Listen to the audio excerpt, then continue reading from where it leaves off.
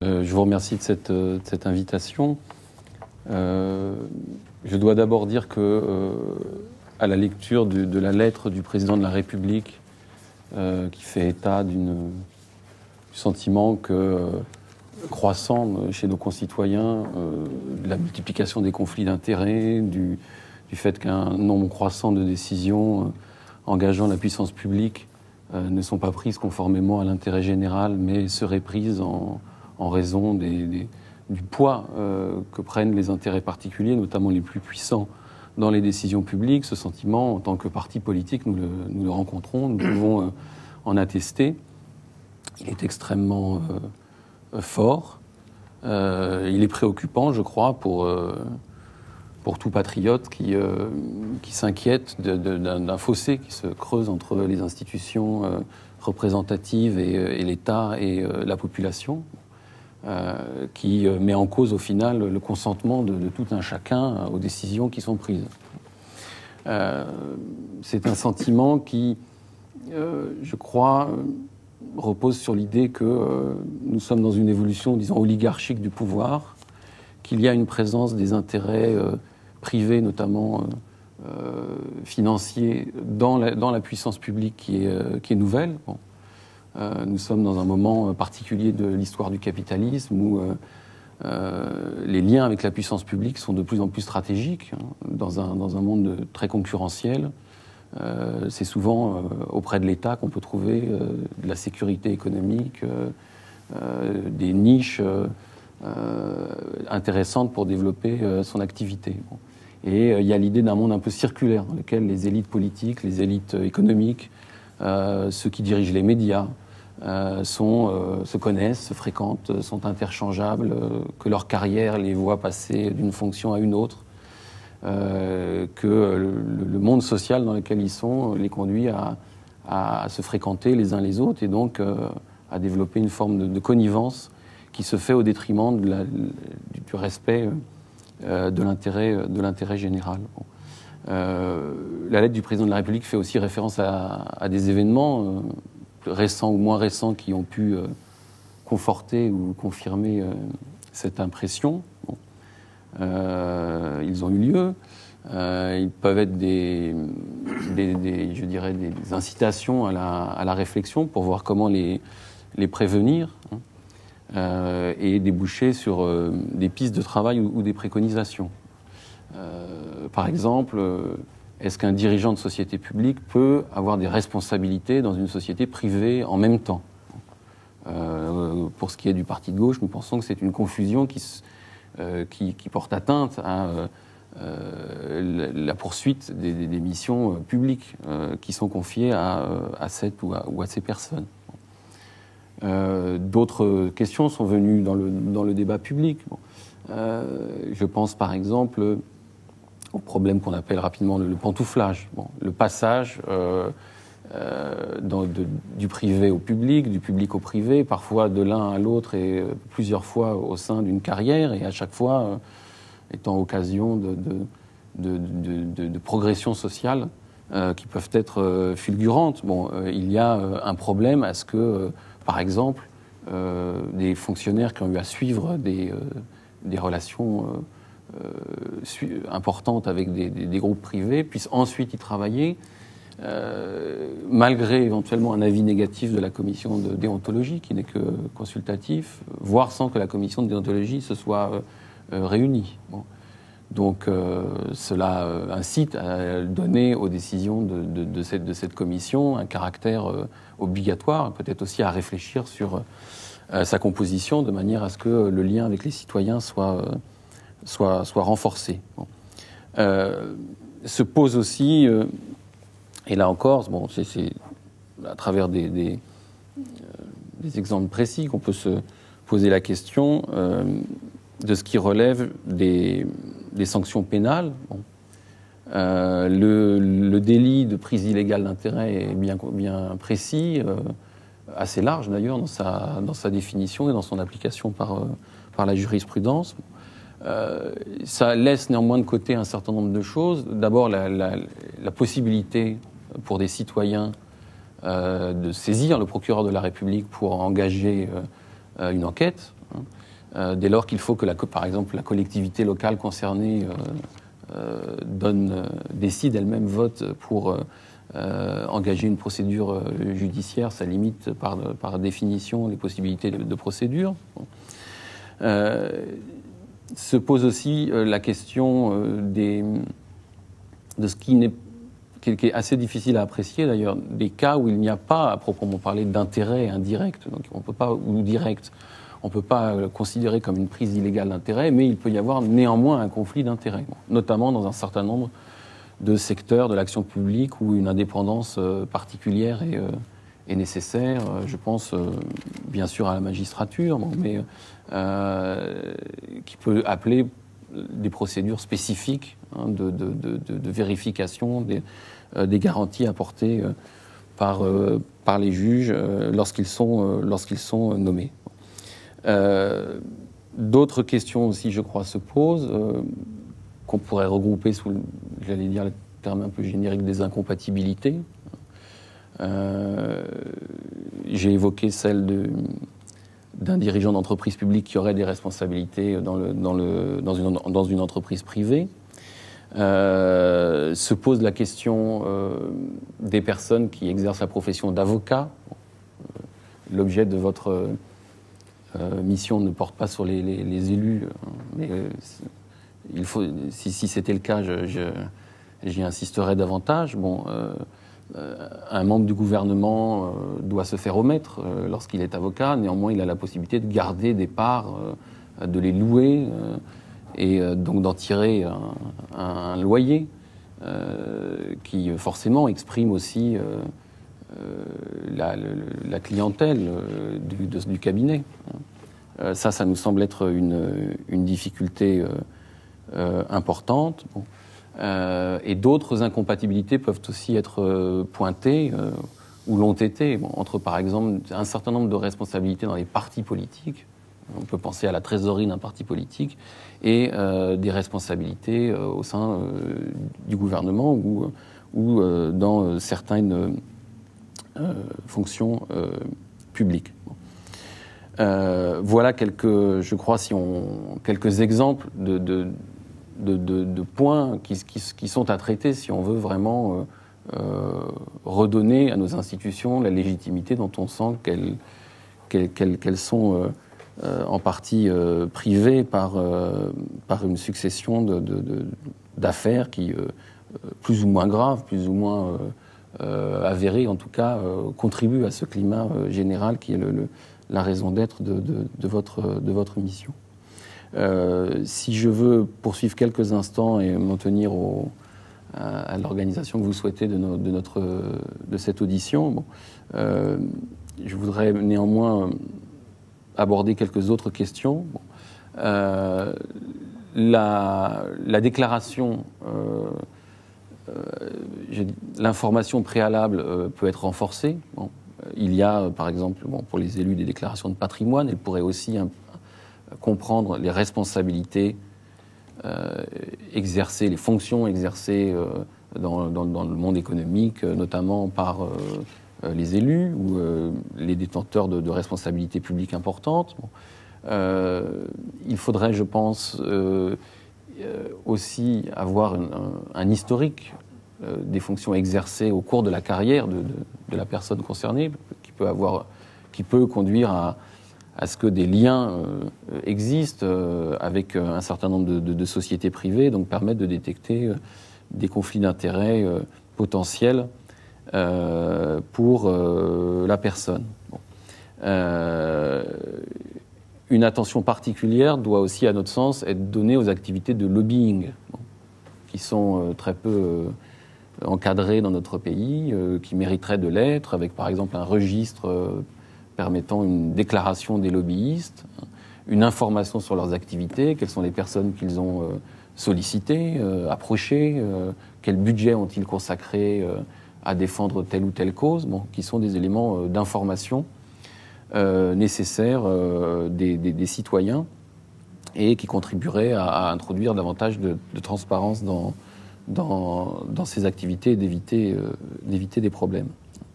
Voilà quelques-uns des éléments. J'en suis resté Et c'est vrai que c'est aujourd'hui la définition, notamment la prise illégale d'intérêt, qui va préserver l'intérêt public. Bon.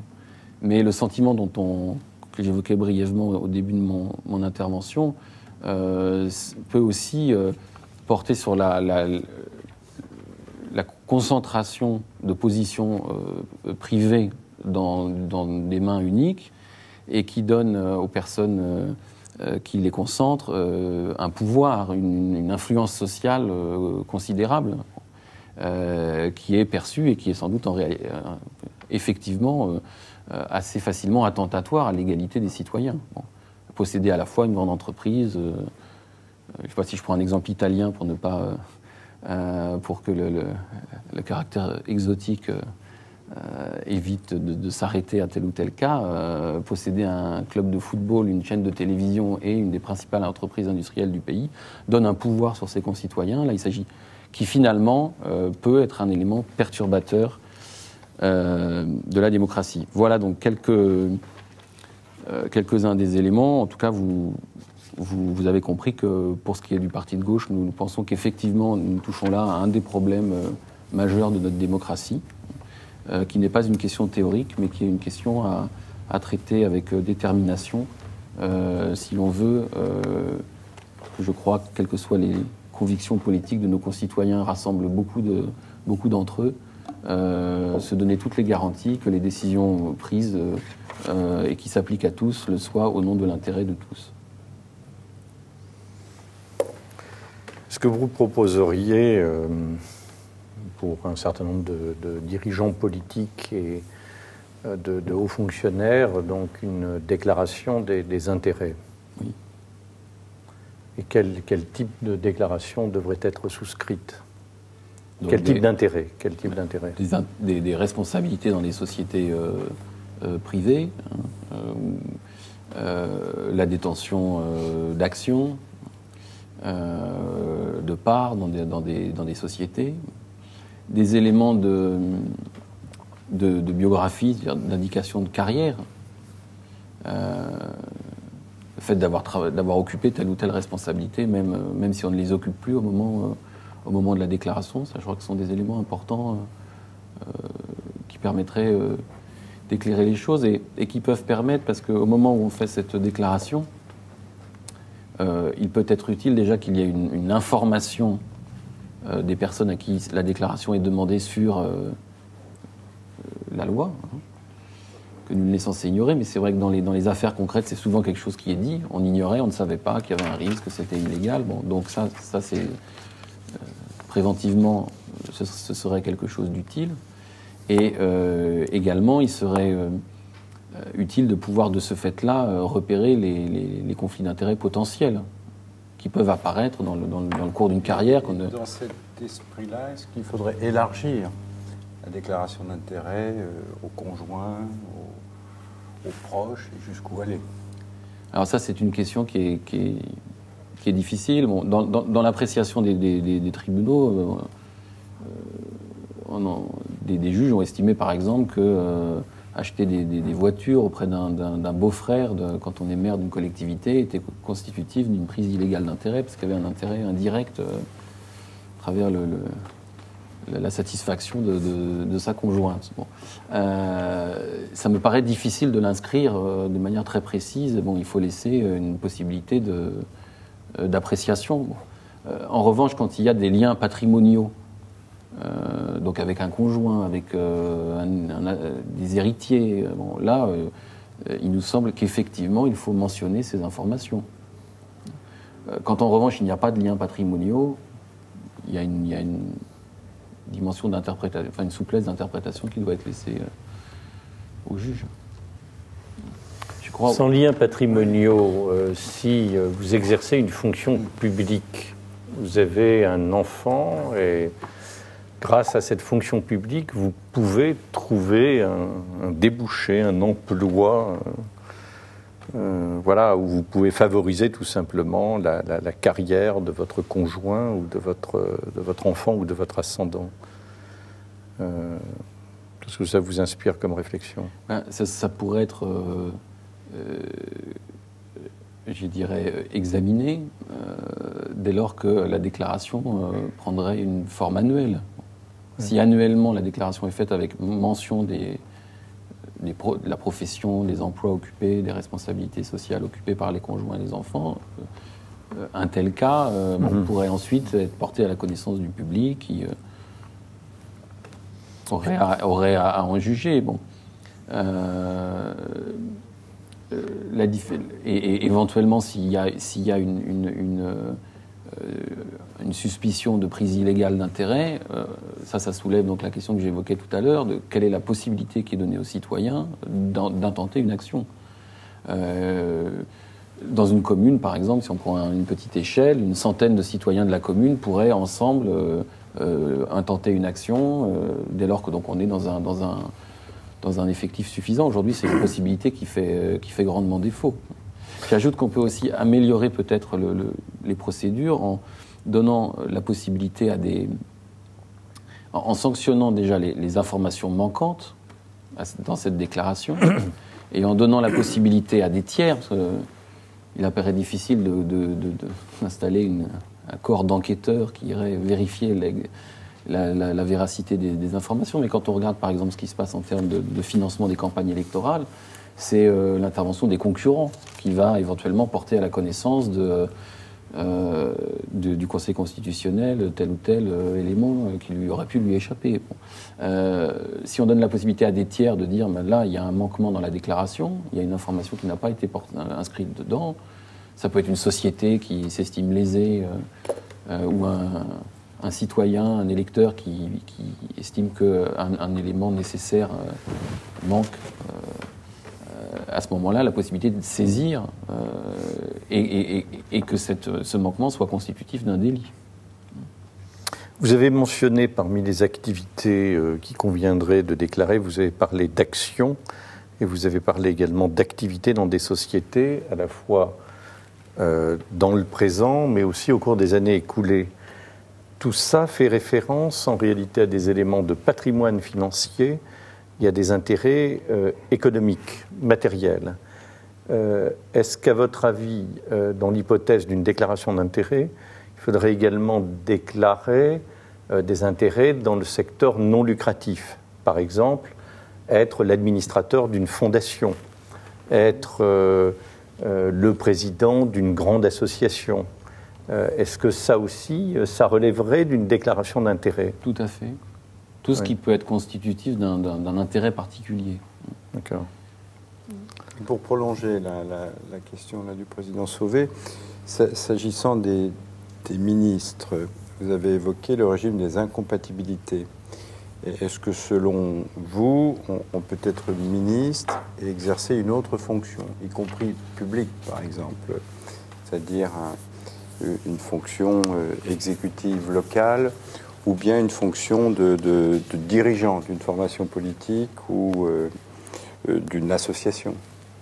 Il nous semble qu'on peut être ministre et dirigeant d'une organisation politique, par exemple. Pour vous, c'est compatible? Oui.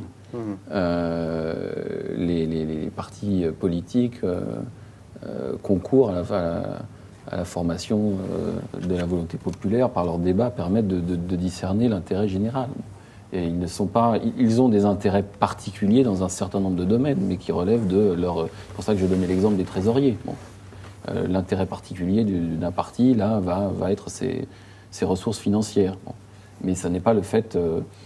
je crois que ça peut se limiter à un certain nombre de fonctions dans les partis. Je crois que... c'est pas pour, à nos yeux, une question essentielle. Très honnêtement, je crois que ça n'aurait pas beaucoup de conséquences sur la manière dont le pouvoir exécutif prend ses décisions. Vous disiez par exemple un élu local, bon, s'il va décider tel ou tel investissement dans une ville, je ne crois pas que ça influerait de manière centrale la décision.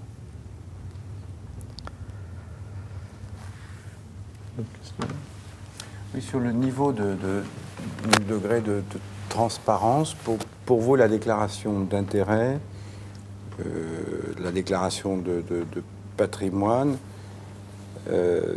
ça doit être rendu public pour tout le monde, pour les ministres, pour éventuellement les hauts fonctionnaires ou les dirigeants d'entreprise.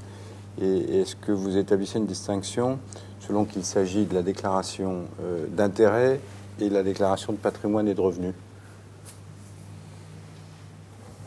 A priori, non, pas de distinction. Cette question, c'est pas une question qu'on peut, j'allais dire, traiter, confier à un corps, à une inspection particulière qui aurait vocation à aller vérifier l'existence des conflits d'intérêts. C'est forcément... Là, le Premier président Migaud vous interroge sur la transparence. Oui, mais ce que je disais ça parce la publicité. Oui, et je disais ça dans l'idée que c'est aux citoyens eux-mêmes d'être quelque part les garants, qui ensuite peuvent en tirer des conclusions par leur vote. Pour vous, la publicité, et la publicité, elle est nécessaire. S'il n'y a pas publicité, ça veut dire que l'information est portée à la connaissance d'une administration dédiée. Bon, ça ne nous semble pas être la solution. Et en matière de transparence de la vie politique, les informations sont publiques, les comptes des partis sont publics, les financements des campagnes sont publics. Bon, il nous semble que c'est une garantie, que la transparence est vraiment une garantie indispensable à la prévention des conflits d'intérêts. Et donc une transparence complète, effectivement. La déclaration ne portant que sur donc, des intérêts matériels, des responsabilités dans des structures associatives ou privées, ne portant pas, parce que je voyais ça dans les questions que vous soumettiez à notre réflexion, n'engageant en rien les convictions personnelles des personnes. Nous ne sommes pas favorables à ce que les ministres ou les fonctionnaires de haut rang déclarent leurs convictions religieuses, leurs sentiments sur tel ou tel grand débat public. Ils peuvent être amenés à le faire dans le cadre du débat politique, mais en tout cas pour ce qui relève des convictions religieuses, ça n'a pas sa place dans ce document. Mais tout ce qui est public.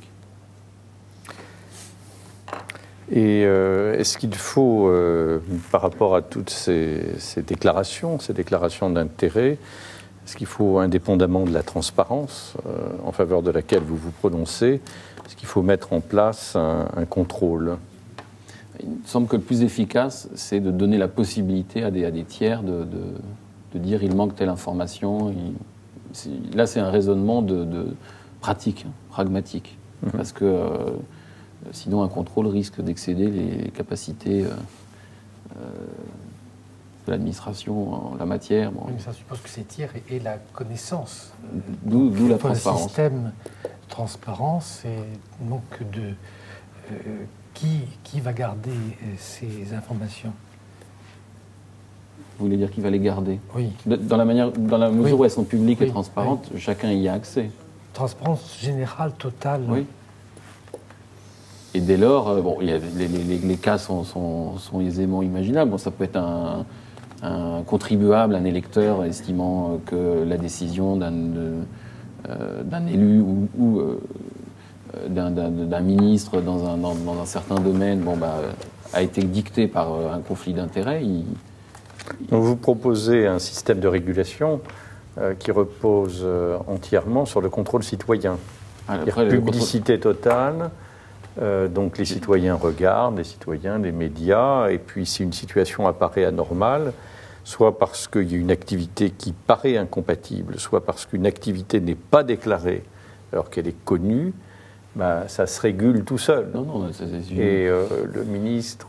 puisque j'ai proposé de considérer que l'omission d'un fait est un délit. Donc dès lors, il y a la possibilité de saisir la justice et qu'il y ait une décision ou par exemple, pour ce qui concerne la commission de déontologie, d'avoir la possibilité de la saisir si on pense qu'une commission spécifique est plus appropriée. Si vous voulez Monsieur Delapierre, un intérêt n'est pas nécessairement générateur d'un conflit. Vous pouvez avoir un intérêt, avoir des actions d'une société déterminée, exercer une fonction publique et ne pas nécessairement être en conflit. Oui. Donc il y a des zones de non-conflit évidentes, des zones de conflit évidents, et puis des zones grises. Oui. Et comment est-ce qu'on fait dans ces cas-là, dans vos vues? Si vous voulez, il y a une dimension qui est une dimension préventive. Donc il y a une information, parce que sinon il n'est pas possible de déterminer quelles sont les zones de conflit potentielles, avérées. Et le principe doit être déjà donc, une information et d'éviter le plus possible de se trouver dans ces situations. Et il y a des situations qui sont variables. Bon, je vais donner l'exemple d'un magistrat. Un magistrat peut être dans une situation de conflit d'intérêts. On ne peut pas préjuger des affaires qu'il sera amené à traiter. On peut exercer un principe de précaution en imaginant ou en anticipant la survenue d'un conflit d'intérêts, en considérant qu'il serait suffisamment grave pour justifier qu'il ne soit pas nommé à tel endroit plutôt qu'à tel autre, par exemple. Bon. Et si on est dans un endroit et qu'il y a un risque de conflit d'intérêts, qu'est-ce qu'on fait? Là, vous évoquez la situation du magistrat, mais ça peut être aussi la situation du décideur public, ça peut être la situation du haut fonctionnaire. Quelle est la réponse? À ce moment-là, qu'il se retire. C'est pour ça que, oui, qu'il se retire. Si vous voulez, on est dans le cas d'un conflit d'intérêts potentiel. Ensuite, si on est dans le cas d'un conflit d'intérêts où il y a eu éventuellement soit prise illégale d'intérêt, soit une décision contraire à l'intérêt public motivée par les relations privées ou l'intérêt de la personne, là on est dans une procédure pénale. Bon. Il y a les deux dimensions, il y a la dimension de prévention et la dimension éventuellement pénale ensuite, si un conflit d'intérêt a été source, s'il y a eu effectivement conflit d'intérêt et source d'une décision contraire à l'intérêt public. D'accord. Monsieur le Premier Président, plus de questions. Qu'est-ce qu'il faut faire en matière de cadeaux dans l'administration? Est-ce que les cadeaux sont acceptables? J'avoue que nous ne nous sommes pas posé la question. Et est-ce qu'il faut les contrôler? Le cadeau peut prendre une dimension. Les voyages, le match de rugby, mettre en cause l'indépendance, au stade sûr. De Murrayfield, ça c'est sûr. Non, ça, à Édimbourg. Il est certain qu'il faut les contrôler. Avec aller-retour en avion, ça c'est certain. Plus les nuits d'hôtel sur place. Oui, il faut un contrôle. Vous donnez un exemple qui plaide tout à fait pour un contrôle. D'accord. Très bien. Même si je ne vois pas à quel exemple vous vous référez. Mais il est, ça peut arriver. Non, je ne me réfère à aucun exemple. Justement, dans l'abstraction. Toute ressemblance avec une situation réelle devrait être regardée comme étant purement fortuite. D'accord. Bien. S'il n'y a pas d'autres questions, je vous remercie. Je vous en prie. Vous pouvez vous retirer.